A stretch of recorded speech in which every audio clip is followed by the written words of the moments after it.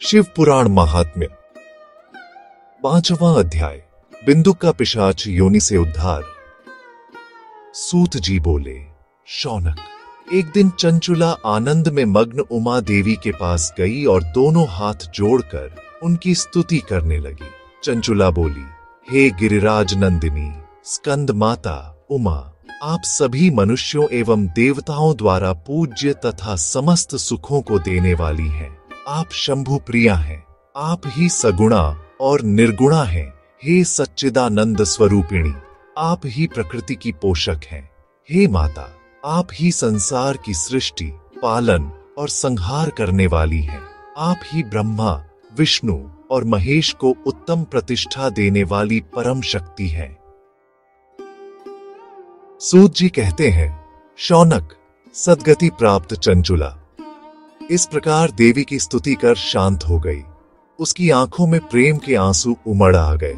तब शंकर प्रिया भक्तवत्सला उमा देवी ने प्रेम से चंचुला को चुप कराते हुए कहा, सखी चंचुला, मैं तुम्हारी स्तुति से प्रसन्न हूं। बोलो, क्या वर मांगती हो? चंचुला बोली, हे गिरिराज कुमारी, मेरे पति बिंदु इस समय कहां है? मुझे बताइए और कुछ उपाय कीजिए ताकि हम फिर से मिल सके।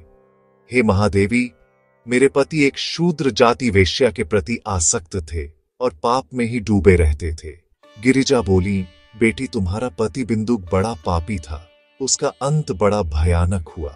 वेश्या का उपभोग करने के कारण वह मूर्ख नरक में अनेक वर्षों तक अनेक प्रकार के दुख भोग कर अब शेष पाप को भोगने के लिए विंध्य पर्वत पर पिशाच की योनि में रह रहा है। वह दुष्ट वहीं वायु पीकर रहता है और सब प्रकार के कष्ट सहता है। सूत जी कहते हैं, शौनक, गौरी देवी की यह बात सुनकर चंचुला अत्यंत दुखी हो गई। फिर मन को किसी तरह स्थिर करती हुई दुखी हृदय से मां गौरी से उसने एक बार फिर पूछा, हे महादेवी, मुझ पर कृपा कीजिए और मेरे पापी पति का अब उद्धार कर दीजिए। कृपा करके मुझे वह उपाय बताइए जिससे मेरे पति को उत्तम गति प्राप्त हो सके।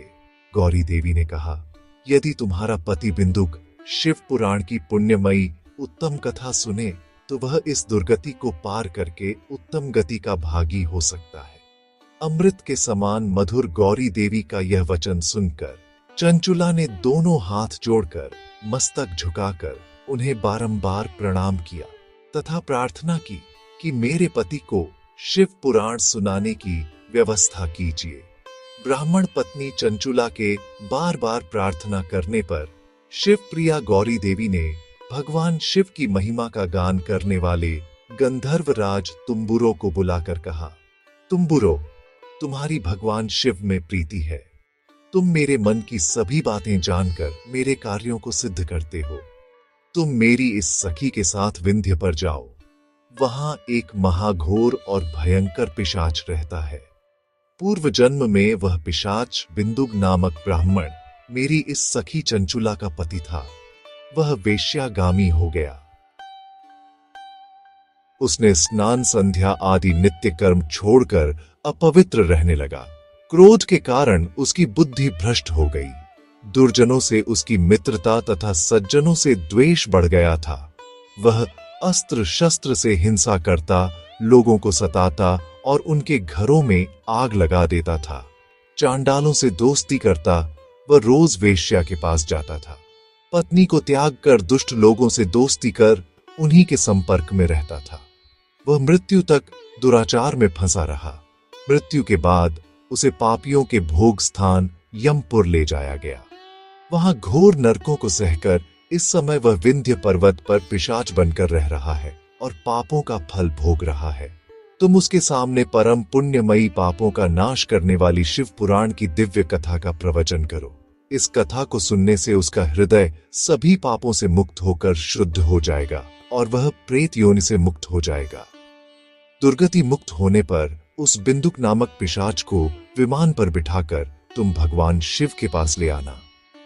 सूत जी कहते हैं, शौनक, मां उमा का आदेश पाकर गंधर्वराज तुम्बुरो प्रसन्नता पूर्वक अपने भाग्य की सराहना करते हुए चंचुला को साथ लेकर विमान से पिशाच के निवास स्थान विंध्य पर्वत गया। वहां पहुंचकर उसने उस विकराल आकृति वाले पिशाच को देखा। उसका शरीर विशाल था, उसकी ठोड़ी बड़ी थी।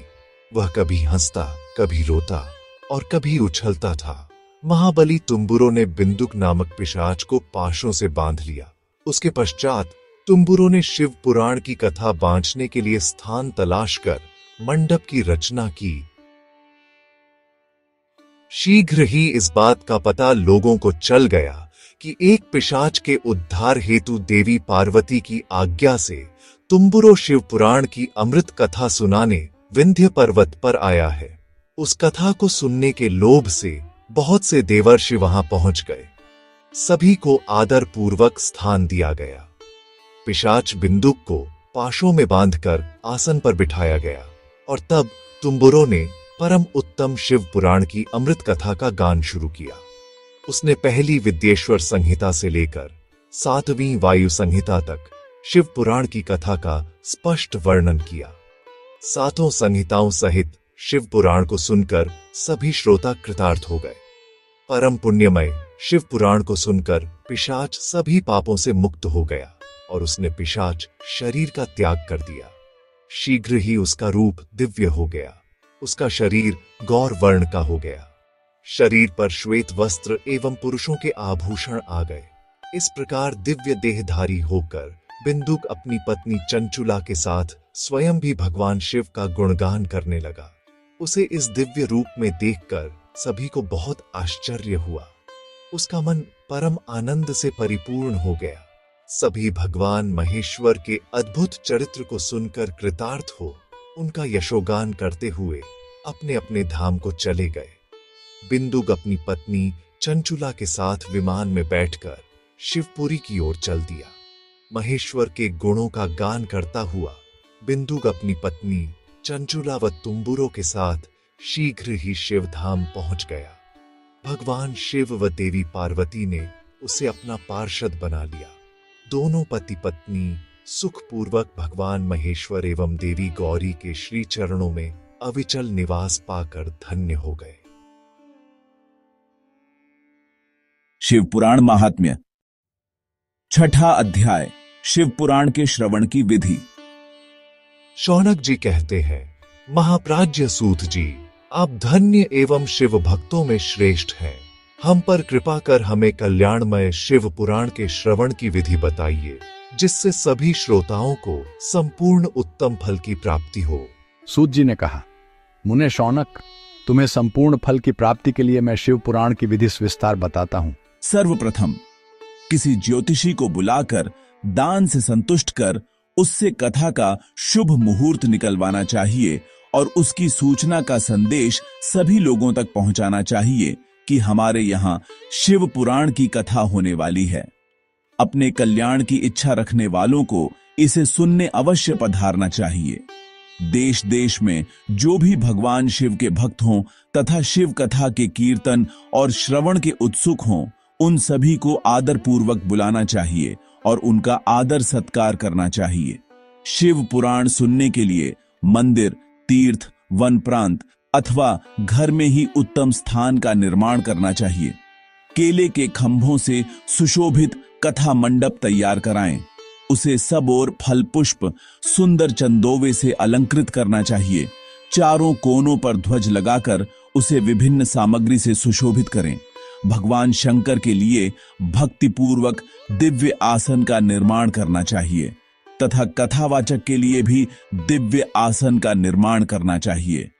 नियम पूर्वक कथा सुनने वालों के लिए भी सुयोग्य आसन की व्यवस्था करें तथा अन्य लोगों के बैठने की भी व्यवस्था करें। कथा बांचने वाले विद्वान के प्रति कभी बुरी भावना न रखें। संसार में जन्म तथा गुणों के कारण बहुत से गुरु होते हैं, परंतु उन सब में पुराणों का ज्ञान रखने वाला ही परम गुरु माना जाता है। पुराण वेदता पवित्र, शांत, साधु, ईर्ष्या पर विजय प्राप्त करने वाला और दयालु होना चाहिए। ऐसे गुणी मनुष्य को इस पुण्यमयी कथा को बांचना चाहिए। सूर्योदय से 3:30 पहर तक इसे बांचने का उपयुक्त समय है।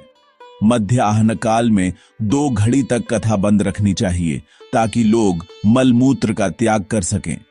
जिस दिन से कथा शुरू हो रही है उससे एक दिन पहले व्रत ग्रहण करें। कथा के दिनों में प्रातः काल का नित्य कर्म संक्षेप में कर लेना चाहिए। वक्ता के पास उसकी सहायता हेतु एक विद्वान व्यक्ति को बैठाना चाहिए जो कि सब प्रकार के संशयों को दूर कर लोगों को समझाने में कुशल हो। कथा में आने वाले विघ्नों को दूर करने के लिए सर्वप्रथम गणेश जी का पूजन करना चाहिए। भगवान शिव व शिव पुराण की भक्ति भाव से पूजा करें। तत्पश्चात श्रोता तन मन से शुद्ध होकर आदर पूर्वक शिव पुराण की कथा सुने। जो वक्ता और श्रोता अनेक प्रकार के कर्मों से भटक रहे हों, काम आदि 6 विकारों से युक्त हों, वे पुण्य के भागी नहीं हो सकते। जो मनुष्य अपनी सभी चिंताओं को भूलकर कथा में मन लगाते हैं, उन शुद्ध बुद्धि मनुष्यों को उत्तम फल की प्राप्ति होती है। 7वां अध्याय, श्रोताओं द्वारा पालन किए जाने वाले नियम। सूत जी बोले, शौनक, शिव पुराण सुनने का व्रत लेने वाले पुरुषों के लिए जो नियम हैं, उन्हें भक्ति पूर्वक सुनो। शिव पुराण की पुण्यमयी कथा नियम पूर्वक सुनने से बिना किसी विघ्न बाधा के उत्तम फल की प्राप्ति होती है।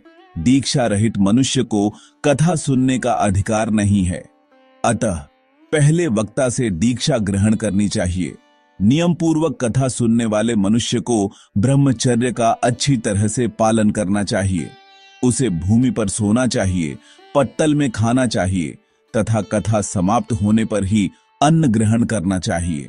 समर्थ मनुष्य को शुद्ध भाव से शिव पुराण की कथा की समाप्ति तक उपवास रखना चाहिए और एक ही बार भोजन करना चाहिए। गृष्ठ अन्न, दाल, जला अन्न, सेम, मसूर तथा बासी अन्न नहीं खाना चाहिए। जिसने कथा का व्रत ले रखा हो उसे प्याज, लहसुन, हींग, गाजर, मादक वस्तु तथा आमिष कही जाने वाली वस्तुओं को त्याग देना चाहिए।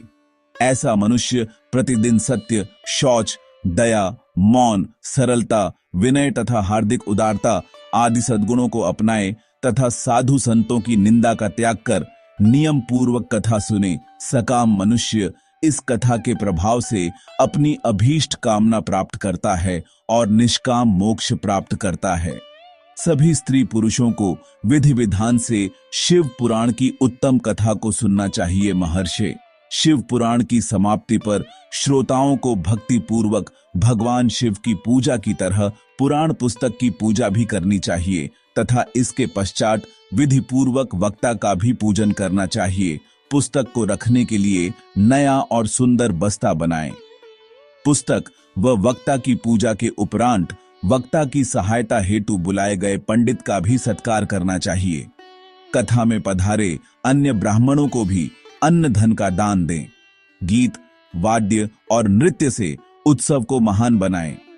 विरक्त मनुष्य को कथा समाप्ति पर गीता का पाठ करना चाहिए तथा गृहस्थ को श्रवण कर्म की शांति हेतु होम करना चाहिए।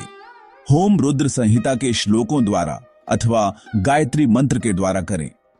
यदि हवन करने में असमर्थ हों तो भक्ति पूर्वक शिव सहस्र नाम का पाठ करें। कथा श्रवण संबंधी व्रत की पूर्णता के लिए शहद से बनी खीर का भोजन 11 ब्राह्मणों को कराकर उन्हें दक्षिणा दें। समृद्ध मनुष्य 3 तोले सोने का एक सुंदर सिंहासन बनाए और उसके ऊपर लिखी अथवा लिखाई हुई शिव पुराण की लिखी पोथी विधि पूर्वक स्थापित करें तथा पूजा करके दक्षिणा चढ़ाएं। फिर आचार्य का वस्त्र, आभूषण एवं गंध से पूजन करके दक्षिणा सहित वह पुस्तक उन्हें भेंट कर दें। शौनक, इस पुराण के दान के प्रभाव से भगवान शिव का अनुग्रह पाकर मनुष्य भवबंधन से मुक्त हो जाता है। शिव पुराण को विधिपूर्वक संपन्न करने पर यह संपूर्ण फल देता है तथा भोग और मोक्ष प्रदान करता है। मुने, शिव पुराण का सारा महात्म्य जो संपूर्ण फल देने वाला है मैंने तुम्हें सुना दिया है। अब आप और क्या सुनना चाहते हो? श्रीमान शिव पुराण सभी पुराणों के माथे का तिलक है।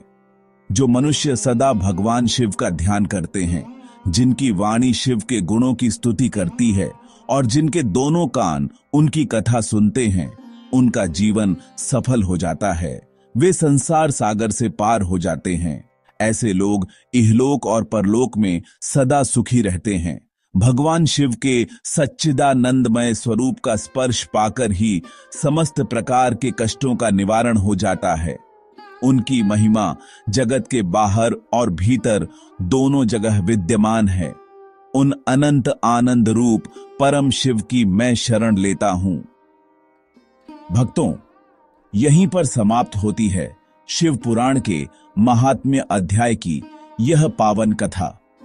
हमारी अगली वीडियो में हम लेकर आएंगे शिव पुराण विद्येश्वर संहिता। तो जुड़े रहिए हमारे चैनल के साथ। चैनल को सब्सक्राइब करें और घंटी के निशान को जरूर दबाइए ताकि आपको हमारी अगली कथा का अपडेट सबसे पहले मिले। और हां भक्तों, कमेंट में हर हर महादेव लिखना मत भूलिएगा। जय भोलेनाथ।